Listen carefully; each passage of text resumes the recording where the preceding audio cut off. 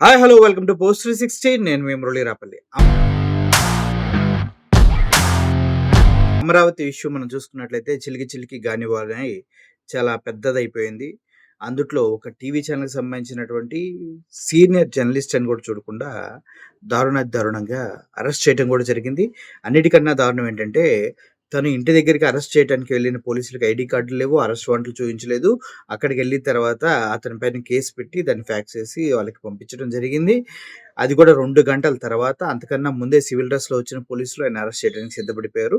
ఇవన్నీ పక్కన పెడితే మెడిసిన్ తీసుకోవటానికి వాళ్ళ భార్యకు ఒక మాట చెప్పడానికి కూడా పైకి పంపించిన పరిస్థితి. అంటే అంత టెర్రరిస్ట్ ట్రీట్‌మెంట్ ఆయనకెందుకిచ్చారో నాకైతే ఇప్పటివరకు అర్థం కాలేదు. నెక్స్ట్ అతన్ని అరెస్ట్ చేసి తీసుకెళ్ళి నల్లపాడు పోలీస్ స్టేషన్‌లో పెట్టారంటే అక్కడికెళ్ళినప్పుడు ఎవరైతే వైఎస్ఆర్‌సీపీ పార్టీ లీగల్ సెల్‌కి సంబంధించినటువంటి వారు ఉన్నారో లాయర్స్, వాళ్ళ అడ్వకేట్స్ వాళ్ళెళ్ళినప్పుడు అక్కడ సీఐ వాళ్ళని కలవడం మాకు ప్రాథమిక హక్కండి. అదండి, ఇదండి అని పొన్నవోలు సుధాకర్ గారు మాట్లాడుతూ ఉంటే మాకు తెలుసు, మాకు తెలుసు అని ఎంత ప్రేమగా మాట్లాడారు ఆయనైతే. అన్నీ తెలిసిన వాడు మరి ఎస్సీ, ఎస్టీ అట్రాసిటీ రాదని తెలియదా? సిగ్గులేదా? అని కోర్ట్ మరి ఎలా చివాట్లు పెట్టింది వీళ్ళకి అన్ని తెలిసిన ఈ పోలీసులకనేది నాకు ఇప్పటికి అర్థం కావట్లేదు. ఎందుకంటే లాయర్ ఎళ్లి ప్రాథమిక హక్కండి నా క్లయింట్‌ని నేను కలవటం, నేను మాట్లాడాలి ఆయనతోటి అంటే, మాకు తెలుసు ప్రాథమిక హక్కుల గురించి అన్నాడు. కానీ ఏ కేసులు పెట్టాలో తెలీదు ఈ పోలీసులకి. నల్లబడి పోలీసులకి, లేకపోతే మన అమరావతిలో ఉన్నటువంటి పోలీసులకి ఏ కేసు, ఏ సెక్షన్ పెట్టాలో కూడా తెలీదు.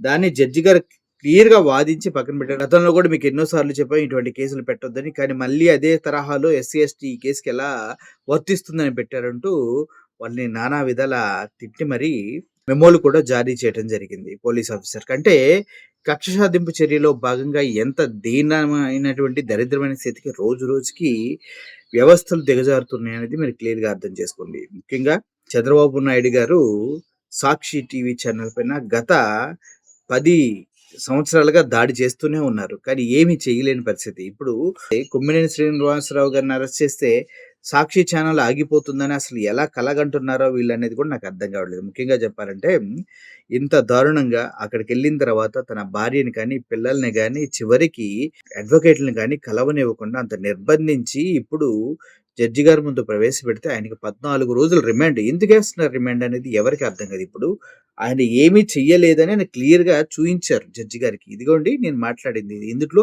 నేనెక్కడ తప్పు మాట్లాడానని చూపించినప్పటికి కూడా 14 రోజులు రిమాండు. జడ్జి గారు అందరిని పోలీసులని తిడతారు. కోర్టులు ఇంత సీరియస్ అవుతున్నాయి మీ పైన, తప్పుడు కేసులు పెడుతున్నారు. అది ఇదని అసల ఇది మేము సహించము. మేము ఫ్యూచర్‌లో దీనికి శిక్షలు పడతాయి మీకు. మీరంతా తప్పుడు కేసులు పెడుతున్నారు. అసలు ఎలా వర్తిస్తది అని మెమోస్ అన్నీ ఇస్తారు. కానీ చివరికి మాత్రం రిమాండ్ ఎయటం మాత్రం మానట్లేదు. ఇది ఎక్కడ న్యాయం అనేది నాకు అర్థం కావట్లేదు. ఇప్పుడు పెట్టిన కేసు తప్పని జడ్జే చెప్పి మళ్ళీ 14 రోజులు రిమాండ్‌కి ఎలా ఇస్తున్నారు? ఎందుకు ఇస్తున్నారనేది అది ఇంక పద్ధతా? అంటే ఎవడు ఏం చేసినా, ఎవడు ఏ తప్పు చేసినా కూడా మనుషులకి మనోభావాలు, వాళ్ళకంటూ పరువు ప్రతిష్టలు ఏమీ ఉండవు. వాళ్ళని తీసుకెళ్ళి కేసు పెడితే చాలు 14 రోజులు రిమాండ్ ఎయటమే. ఇంక ఇది ఏంటి? ఇది ఆనవాయితీ? సంప్రదాయమా? అనేది నాకు అర్థం కావట్లేదు. మరి జడ్జిలు ఎలా ఆలోచిస్తున్నారు? పోలీసుల కేసుల్ని ఎలా ప్రతిఘటిస్తున్నారనే విషయం నాకు ఇప్పటికీ అర్థం కావట్లేదు. విక్టిమ్ ఎవరైతే ఉన్నారో కొంతమందికైతేనే వాళ్ళకున్నటువంటి పరువు పరపతిని ఆలోచించి అరెస్టులు చేయాలి. అంతేగాని ఇష్టం వచ్చినట్టు అరెస్టులు చేయకూడదని మిథున్ రెడ్డి కేసులో చెప్పారు. మరి ఇప్పుడు 70 సంవత్సరాల సీనియర్ సిటిజన్, అదేవిధంగా 50 సంవత్సరాల జర్నలిస్ట్‌గా ఉన్న అపారమైన అనుభవం, ఎప్పుడూ కూడా తన డిబేట్‌లో ఒక్కసారి కూడా మాట తోలని నైజం, ఎప్పుడు తను ఎవరన్నా ప్రతిఘటిస్తే, ఎవరన్నా తప్పుగా మాట్లాడితే వారించి అది తప్పండి, అలా అనకండి, అలా మాట్లాడైతే వద్దు. ఎవరైనా వీడియోస్ చూపిస్తారు వినండి అన్నా కూడా ఏముంటది అందుట్లో అంటే సో అండ్ సో అండి అనిత గారు విజయమ్మ ఏదో బూతులు మాట్లాడారంటే వద్దు అటువంటివి చూయించకండి అని చెప్పే నేచర్ ఉన్న వ్యక్తిని తీసుకెళ్ళి ఇప్పుడు జైల్లో పెట్టి మీరు పాశవికంగా, టెంపరరీగా ఏదో రాక్షస ఆనందాన్ని పొందుతున్నారు గానీ, దీని పర్యవసానాలైతే మీరు ఊహించట్లేదు. చూద్దాం ఏం జరుగుతుందో. ఇప్పుడైతే తన్ని ఒక 14 రోజులు రిమాండ్‌కి ఇవ్వటం జరిగింది. ఇది గనక ఇలాగే సీరియస్ అయ్యి ఏమన్నా అయితే మాత్రం చాలా పెద్ద సీన్ అయ్యే అవకాశం ఉంది. దీనిపైన అడ్వకేట్ జనరల్, మాజీ అడ్వకేట్ జనరల్ పొన్నవోలు సుధాకర్ గారు కూడా మాట్లాడటం జరిగింది. ఒకసారి ఏం మాట్లాడారో వినండి. మిత్రుడు, మా రాష్ట్ర లీగల్ సెల్ అధ్యక్షుడు మనోహర్ రెడ్డి గారు చాలా విశదీకరించి చెప్పాడు. కొమ్మినేని శ్రీనివాసరావు గురించి ఇంకా వారు చెప్పిన తర్వాత నేను చెప్పాల్సిన అవసరం లేదు. నేను ఒకటే చెప్తుండా, ఇది అప్రకటిత ఎమర్జెన్సీ, ఒక దుర్మార్గమైనటువంటి పాలన, ఒక దురదృష్టకరమైనటువంటి దినం ప్రజాస్వామ్యానికి. నేను కొమ్మినేని శ్రీనివాసరావు గారు ఏమైనా ఇక్కడ స్టేట్మెంట్ టోటల్గా వెర్బాటంగా రాయబడి ఉన్నది. వారు బూతులు ఎక్కడైనా మాట్లాడారా? వారు చెప్పినట్టు, పోలీసు వారు కేసు పెట్టినట్టు ఎక్కడైనా ఒక్క మాట, ఇది టోటల్గా అక్కడ జరిగినటువంటి కాన్వర్జేషన్. ఆ డిబేట్లో వర్డ్ టు వర్డ్ వెర్బాటం రాసి మీకు పాత్రికేయ మిత్రులారా మీకు ఇది సర్క్యులేట్ చేస్తున్నాను. ఇక్కడ ఎక్కడైనా కొమ్మినేని శ్రీనివాసరావు గారు ఈ కేసు పెట్టినటువంటి విధంగా ఒక్క మాటగాని అనుంటే, ఒక్క ప్రేలాపన చేసుంటే ఖచ్చితంగా బెయిల్ కూడా అప్లై చేయడానికి it is I'm going to circulate to all media friends. మీరు చూడండి, ఏమీ లేకపోయినా కూడా, ఏమీ అనకపోయినా కూడా ఒక సాక్షి అనే ఒక గొంతు ఈ రాష్ట్రంలో వినబడుతుంది కాబట్టి ఆ గొంతుని ఎట్ట నులవాలని, ఆ గొంతుని ఎట్ట ఒత్తేయాలనేటువంటి, ఆ గొంతుని ఎట్ట నలిపేయాలా అనే ఒక ప్రధానమైన ఉద్దేశంతో ఆ రోజు జరిగిన డిబేట్లో నేను, మనోహర్ రెడ్డి గారు, మేము కొమ్మినేని శ్రీనివాసరావు గారిని రిప్రజెంట్ చేస్తున్నాం. కొమ్మినేని శ్రీనివాసరావు గారి తరఫున మాట్లాడుతున్నాం. నేను కన్ఫైన్ అయ్యేది కొమ్మినేని శ్రీనివాసరావు కాన్వర్జేషన్ వరకే. ఈ కొమ్మినేని శ్రీనివాసరావు గారు ఎక్కడైనా మాట దొల్లుంటే వారు చెప్పినట్టు ఆయన ఏ శిక్షకైనా అర్హుడే. ఇది కాకపోతే ఈ ప్రభుత్వం ఏ విధమైనటువంటి ఆయనకి నష్టపరిహారం కట్టిస్తుంది. ఈ పోలీసు వారు ఇది టోటల్గా వ్యవస్థలని వ్యవస్థీకృతంగా చేసేసినటువంటి పరిస్థితుల్లో, ఒక అరాచక పాలన ఈ రాష్ట్రంలో రాక్షస అరాచక పాలనకి తెరదీసినటువంటి పరిస్థితుల్లో రాజ్యాంగం లేదు, ఐపీసీ లేదు, బిఎన్ఎస్ లేదు, బిఎన్ఎస్ఎస్ లేదు, ఏ చట్టము లేదు. ఈరోజు ముద్దాయికుండే ప్రాథమిక హక్కు, తన అడ్వకేట్తో మాట్లాడుకునే దానికి ప్రాథమిక హక్కు ఉంది. రాజ్యాంగం ప్రసాదించినటువంటి హక్కు ఈరోజు కాల రాసేశారు. నేను ప్రయత్నించాను, మా మిత్రుడు, మా రాష్ట్ర లీగల్ సెల్ అధ్యక్షుడు మనోహర్ రెడ్డి గారు కూడా ఒక్కసారి ఆయన్ని చూసి ఆయనతో మాట్లాడి వస్తూ ఉంటే నిర్దాక్షిణ్యంగా అవమానకర రీతిలో మమ్మల్ని బయటికి నెట్టేయడం జరిగింది. ఎక్కడైనా ఉందా? కేసు పెట్టారు, పెట్టిన తర్వాత ముద్దాయి కొన్ని ప్రాథమిక హక్కులు ఉన్నాయి. తనకు సంబంధించిన అడ్వకేట్తో మాట్లాడుకునే హక్కు రాజ్యాంగం ప్రసాదించింది.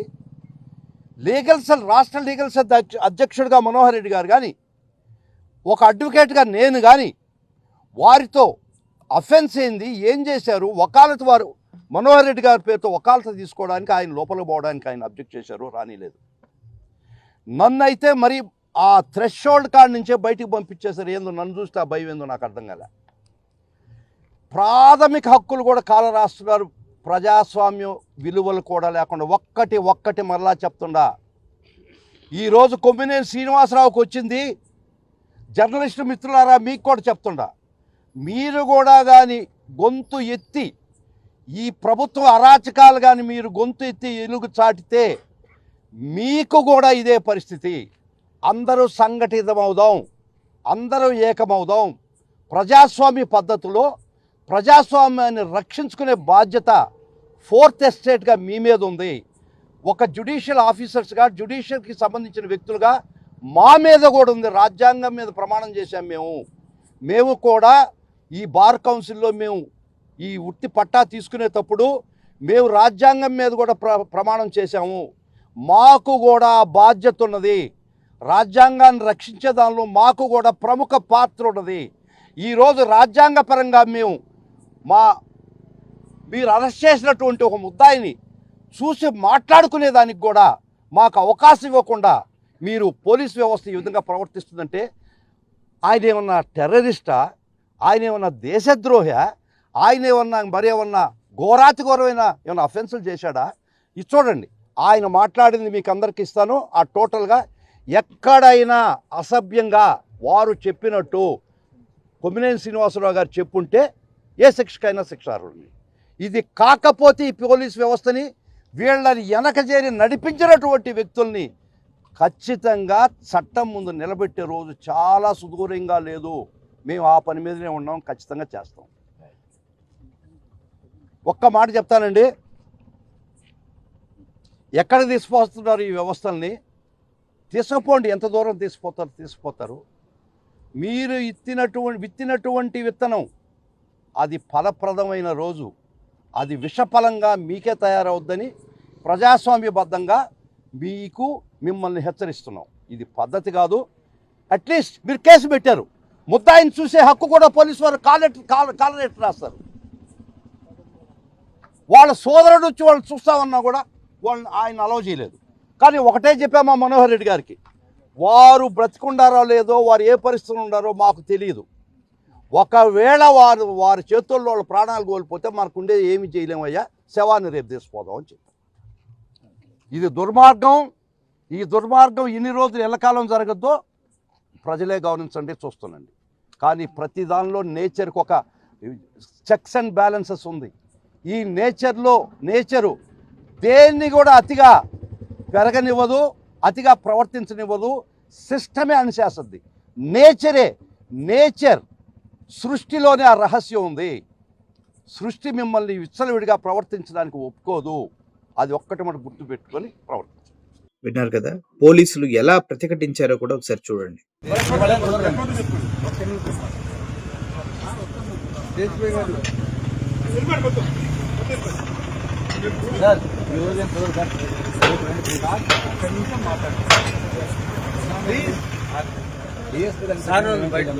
సార్ ఎవరైనా చట్టాలకు బద్దులే సార్. మీకు తెలవదని చెప్పటంలా, నేను చెప్పాలని చెప్తున్నాం. So you want to sir ఒక్క నిమిషం, ఒక్కరిని అలౌ చేయండి సార్, ఒక్కరిని అలౌ చేయండి. చూశారు కదా, ఇది ప్రస్తుతానికి ఆంధ్రప్రదేశ్లో జరుగుతున్నటువంటి రాక్షస పాలన. ఎవరైనా ఎదురు తిరిగిన ఆపోజిట్ పార్టీ వాళ్ళను కూడా వారిపైన ఇలాగే అక్రమంగా దాడులు, వారిపైన ఇటువంటి అక్రమ కేసులు బనాయించి పాశవికంగా రాక్షసానందాన్ని పొందుతూ ఉన్నారు. దీనికి జడ్జిలు, కోర్టులు కూడా మరి 14 రోజులు రిమాండ్ ప్రతి ఒక్కరికి విధించడం వెనుక అసలు రహస్యం ఏంటో నాకు ఇప్పటికీ అర్థం కావట్లేదు. Thank you for watching this video. మీకేమైనా తెలిస్తే కింద కామెంట్ రూపంలో తెలియజేయండి. Murali signing off. Thank you so much.